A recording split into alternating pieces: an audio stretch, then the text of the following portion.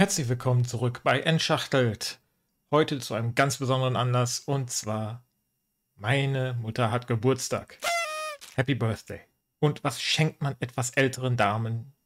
Man überlegt als Sohn, als Kind, vielleicht ein nettes Essen. Aber wie so manche Ältere halt sind, sie mögen nicht alles. Deswegen habe ich mich mal für etwas ganz Modernes entschieden und zwar Huawei Band 8. Schlafüberwachung. Gucken wir mal kurz, was es ist. Es ist dünn, es hat einen großen Bildschirm, es hat eine lange Akkulaufzeit. Schon mal, das klang schon mal gut für ältere Leute, finde ich jetzt als Eigenschaft. Die mögen es halt nicht viel zu laden. Oder wenn das Display zu klein ist, können sie es nicht lesen. Und wenn es zu dick ist, dann stört es am Armband. Dauerhafte Herzüberwachung, Schlaftracking, Sauerstoffgehalt messen. Das sind Top-Sachen. Und natürlich 10.000 Watchfaces, damit auch wirklich exakt das dabei ist, was sich manche unter einer Uhr vorstellen. Und ein bisschen wassergeschützt. 5 ATM. Ich habe das Ganze jetzt für 40 Euro bekommen. Ich brauche keine große Smartwatch. Ein EKG wäre nett. Allerdings, wenn ich an meine Mutter denke, die wird nie dauerhaft 2 Punkte berühren, um sich selbst zu messen. Da habe ich gedacht, na gut, dann beschränken wir das Ganze auf einen etwas einfachen Tracker. Sie mag auch Roségold, von daher werden wir das Gerät nehmen und einfach das Armband irgendwann mal austauschen. Aber, nachdem wir das jetzt haben, schauen wir uns das Ganze doch erstmal an. Es ist mein erstes Huawei-Gerät seit der Watch damals. Ach, einfach mal. Und ziemlich unspektakulär liegt es jetzt. Ei, äh, das ist jetzt echt kleiner, als ich dachte. Ich hätte jetzt mal gedacht, ein bisschen dicker, also ein bisschen breiter. Länge passt. So ein bisschen Apple Watch-Style. Aber, wow, gut. Es sieht und es fühlt sich auch weich an und bequem an. Das muss man schon sagen. Kann man denn überhaupt das Armband wechseln? Ja, hier sind kleine Punkte zum Wechseln. Hier ist natürlich der Sensor und hier die Ladepunkte. Sieht man es da? Das gucken wir uns auch noch kurz an.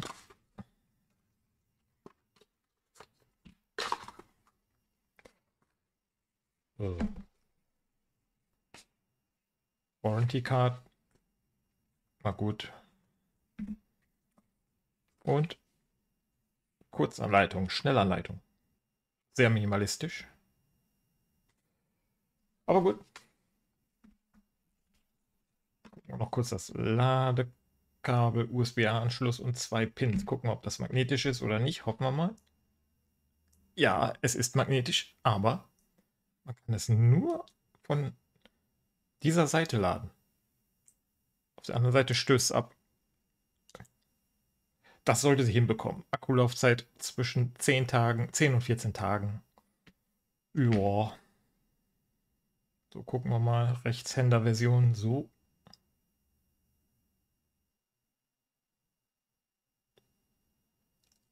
Huawei.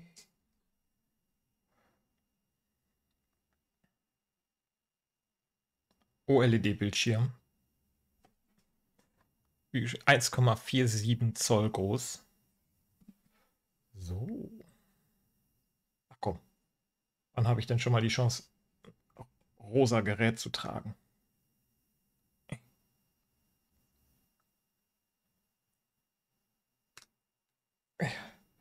Das ist, soweit ich weiß, ein bisschen kleiner, das rosane Armband, weil meistens für die Frauen gedacht, aber auch Männer können es ohne Probleme tragen. So. Das Ganze funktioniert mit der Huawei Health App. Allerdings stehen alle Funktionen nur zur Verfügung, wenn man auch ein Huawei-Telefon besitzt, wie zum Beispiel die Workout Outdoor Cycling. Ist zum Beispiel nur mit EMUI-Telefon oder iOS verfügbar. Und da soll es noch ein paar Funktionen extra geben, die halt nur damit funktionieren. Machen wir mal koppeln. Das werde ich jetzt meiner Mutter geben. Ich werde es am Handy meiner Mutter einrichten und dann werde ich einfach mal einen kleinen Zwischenbericht geben, wie sie das empfindet, dass sie normalerweise nur richtige Uhren trägt, ihr Leben lang. Ob das in Ordnung ist, ob sie sich daran gewöhnen kann. schwarzer Rand, der ein bisschen drüber hinwegtäuschen soll. Das Display liegt kleiner in der Mitte. Na gut, schauen wir uns das einfach mal an und ich werde berichten, wie es denn für eine 76-Jährige geeignet ist. So, da haben wir das Ganze. Ich habe es mal auf Ihrem Telefon installiert. Health. Ich musste es dazu als APK runterladen von der offiziellen Webseite, weil es das im Play Store nicht gibt. Es gibt die Honor Health App, aber nicht die Original Huawei. Huawei ID. So, nach dem ewigen Hin und Her.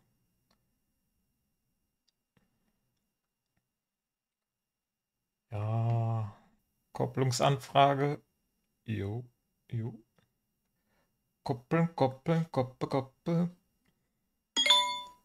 So, hier auch koppeln. So, auf dem neuesten Stand bleiben. Aktivieren das Gerät bei nicht automatisch durchführen kann.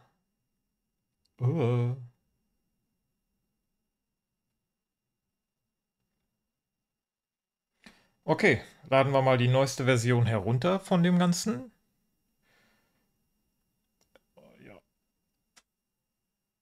Ja. Dauert einige Zeit, bla bla bla. Änderungsprotokoll. So. Platzieren Sie das Huawei Band 8 in der Nähe des Telefons und nutzen Sie es nicht. Na gut, das kann ich. Etwas nicht nutzen ist easy. So, jetzt haben wir es fast geschafft. 94%. Es dauert schon einige Zeit mit. Dafür, dass das nur 12 Megabyte sind, ist das ganz schön. So, lege ich mir mal wieder die Uhr um. Muss ja auch die Funktion testen, damit ich es ihr wunderbar erklären kann. So. Und jetzt installiert die Uhr. So, auf dem neuesten Stand. Aktualisierung, ja.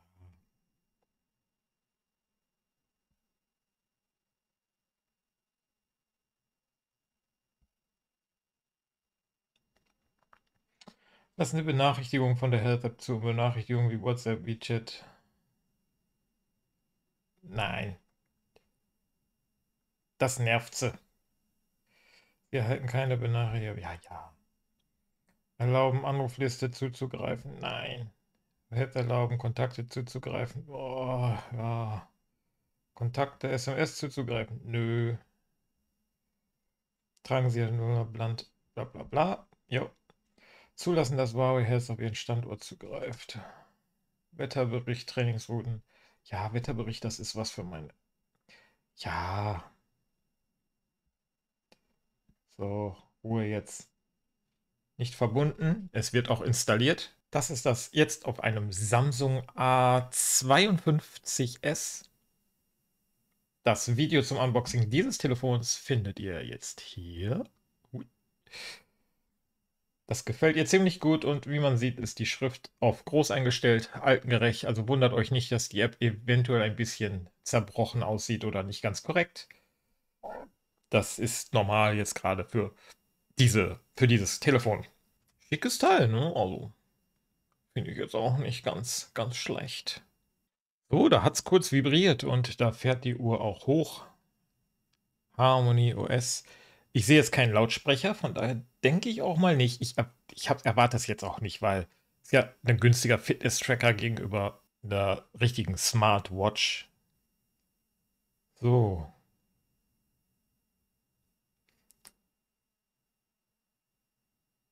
Empfangen. Was jetzt? Verbunden. 62% sagt das Handy, also die Uhr. Und Watchface. Aber was heißt denn jetzt hier 3% empfangen? Und dann gehen wir das Ganze natürlich mal mit der App durch. Was kann man machen? Wie stellt man es ein? Schauen wir uns das Ganze einfach mal an. Aber er will erstmal empfangen. Und zwar ziemlich lange. Keine Ahnung, was er empfangen will, aber er will empfangen. Vielleicht wird gerade eine Verbindung nach China hergestellt. Wer weiß das schon. Mann, bin ich ungeduldig, das dauert mir zu lange. Und die App scheint auch zu funktionieren. Also warum nicht benutzen, während er empfängt? So, eieiei, Watchface für ältere Menschen finden und da sehen wir auch schon, das kostet ganz schön Geld. Wo können wir denn hier free? das ist die Nummer 1. Es darf nicht zu kompliziert sein. Eine Akkuanzeige wäre ganz gut. Eine große Zahl und Pulsanzeige. Ja, wobei das hier geht eigentlich. Es hat unten Pulsanzeige, oben Akkuanzeige. Kommt, das installieren wir mal. Installationsmanager, meine Coupons, Favoriten. Achso, das sind jetzt die, die ich habe. Kann ich jetzt hier was ändern? Titles, Color, Personality. Das ist der Filter. Weg, zurück. Do it yourself. Die Nutzung dieser Funktion muss ein Funktionspaket heruntergeladen werden. Watchfaces. Ja, mach mal. DIY. Fast fertig. Mal gucken, was passiert. Ah, da kann ich ein Foto. Ah, okay, okay, okay, okay. Schade. Dieses Gerät wurde noch nicht. Ach, weil der jetzt schon wieder hier irgendwas macht. Favorit. Ich will Favorit. Ah, kann ich gar nichts machen jetzt. So schließe ich es einfach mal an einen Computer-Dongle an. Dann kann ich es laden, während hier installiert wird, was auch immer gemacht wird. So, es fährt wieder hoch. Nach was weiß ich, was er gemacht hat. Harmony OS. Jetzt ist das wieder. Jetzt kann ich das als Standard festlegen. Gut, das ging direkt. Kann ich hier irgendwas ändern? Nee.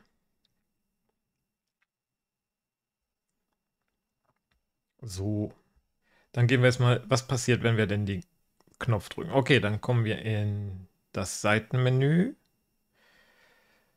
Aktivitätenaufzeichnung, Schlaf. Ach so, da muss man das vorher aktivieren. Oh gut, runterziehen funktioniert auch. Einstellung, was ist denn Taschenlampe? Okay.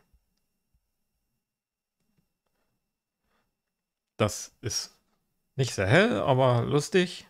Achso, dann kann man hier Schlafen einstellen. Ruhezustand. Das klingelt. Achso, nee. Ist das? Nicht stören? Ruhezustand.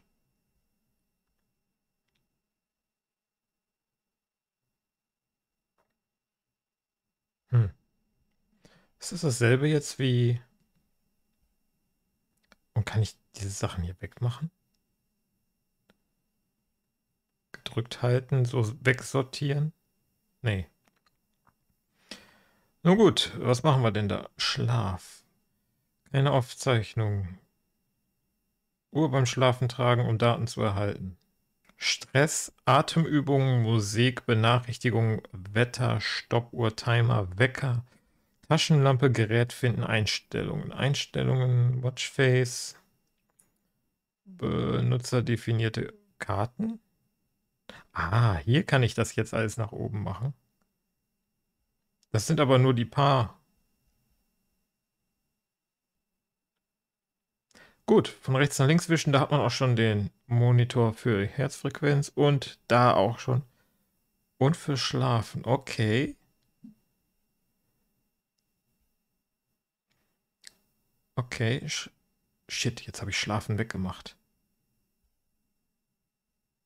Schlafen muss dahin. Aktivitätenaufzeichnung kann weg. So. So, Schlaf, da. Okay, das kann ich einstellen, aber ich kann nicht in diesem Menü hier das alles anpassen. Aber das reicht, das ist völlig in Ordnung, denn ich habe das. Das kann sie einfach erreichen. So, jetzt machen wir hier Gesundheitsüberwachung. Huawei True Sleep, ja. Nach Übereinstellung sitzen Erinnerungen erhalten. Na. Kontinuierlich, ja. Automatischer Stresstest. Wenn aktiviert, überwacht die Bewegung, misst Stresswerte, wenn sie sich nicht mehr bewegen. Ihr Stresslevel wird auf Basis der Herzfrequenz. Beim Training werden keine Stresswerte Ja. Achso, na gut, das hilft jetzt natürlich nichts, wenn ich das mache. Automatische. Ja, misst es automatisch. Bei 90% gibt es eine Warnung. Gut. Gerät finden, Benachrichtigung deaktiviert. Wecker ist hoffentlich aus. Wetter. Ja gut, Wetter. Celsius. Ja. Schnell antworten. Ja, okay, nein, brauche ich nicht. Schutz der Bandverbindung. Was ist das denn? Ja. Hilfe, Geräteeinstellungen. Musikwiedergabe zum Anheben aktivieren. Gut, das ist wichtig. Firmware-Aktualisierung. Gucken wir noch einmal, um sicher zu gehen. Es ist der neueste Stand. Ja, und dann war es das auch schon. Das ist das... Och, nö. Muss man echt lernen, von welcher Seite er laden möchte. So. Stellen Sie sicher, dass sich kein Metall zwischen Ihnen und... Also der Magnet hier zum Halten ist zumindest für leichtes Ruckeln stark genug. Wenn ich jetzt natürlich stark schütteln würde, dann würde das Ganze abfallen. Na gut, ich werde es jetzt laden. Dann werde ich es meiner Mutter geben und danach werde ich kurz, falls erwünscht, ihr Fazit zu sowas geben. Ich hoffe, es ist einfach genug für Sie. Schauen wir doch einfach mal. Dann ab zum Fazit. So, meine Mutter trägt jetzt seit ungefähr einer Woche, knapp über eine Woche, das Armband. Es war nicht vollgeladen, als ich es ihr gab, und es hat immer noch Akku, also 10 Tage dürfte locker hinkommen. Das ist schon mal gut. Die hat es bisher noch nicht laden müssen. Und ich denke mal, wenn sie es laden muss, dann wird sie mich schon rufen, dass ich das einmal für sie erledige und zeige, wie das geht. Ansonsten, sie hat direkt die alte Uhr vom Handgelenk gerissen und die neue getragen. Sie gefällt ihr ziemlich gut. Sie möchte zwar ein Metallarmband, das kann man nachkaufen bei AliExpress oder sonst was. Da kosten die 1, 2, 3, 4, 5 Euro, je nachdem. Das ist jetzt kein Problem. Dann einfach mal, Verarbeitung gefällt ihr gut, dass direkt oben drauf die große Zeitanzeige ist und dass dauernd der Puls gemessen wird, gefällt ihr, und dass sie einfach nur zur Seite wischen muss, damit sie das Ergebnis sieht. Funktioniert ebenso.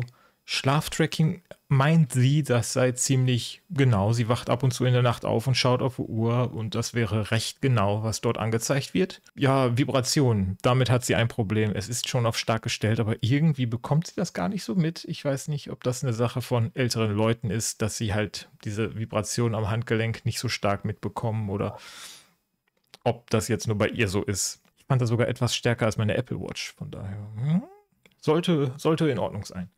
Ihr Fazit insgesamt, ihr gefällt das Teil, also dass sie dauernd den Puls gemessen bekommt, dass dauernd gemessen wird, wie viel Sauerstoff in ihrem Blut ist, dass sie mittlerweile WhatsApp-Nachrichten sieht, weil sie ist nicht dauernd an ihrem Smartphone, und kann sein, dass sie ihre WhatsApp-Nachrichten teilweise erst nach einem Tag liest oder später.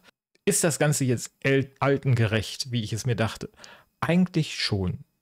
Normale Smartwatches oder andere Fitness-Tracker finde ich teilweise zu kompliziert, aber dadurch, dass Huawei immer noch in Amerika gesperrt ist und viele Funktionen gar nicht verfügbar sind mit Android, dadurch ist es etwas simpler für ältere Leute, diesen Fitness-Tracker zu benutzen, weil nicht alle Funktionen reingeklatscht sind und nicht jeder Knopfdruck gleich irgendeinen Mist macht. Das sollte eigentlich ziemlich gut laufen. Und mit der Bedienung kommt sie klar. Es hat nur einen Knopf. Da habe ich ihr gesagt, das ist wie bei ihrem iPad. Wenn sie drauf drückt, kommt sie zurück auf den Homebildschirm. Hat sie auch verstanden. Ist es jetzt altersgerecht? Ich finde ja, relativ. Kommt natürlich auf die Person an. Manche sind halt weniger technisch. Meine Mutter ist eigentlich überhaupt nicht technisch versiert, groß. Und es hat trotzdem funktioniert.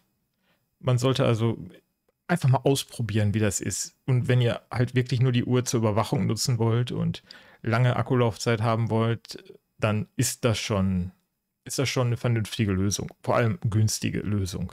Wenn ihr natürlich so etwas wie EKG oder so haben wollt, dann müsst ihr natürlich zu viel teureren Uhren, die ein Vielfaches von diesem Fitness-Tracker kostet, greifen. Aber wenn ihr halt simple Überwachung wollt, Daumen rauf fürs Huawei Band 8. Oder wem das Design nicht gefällt, der kann das etwas rundere Huawei Band 7 nehmen. Soweit ich weiß, ist das technisch fast exakt dasselbe. Nur halt leicht anderes Design. Na gut, das soll es gewesen sein. Bis zum nächsten Video. Lasst ein Like da, lasst einen Kommentar da und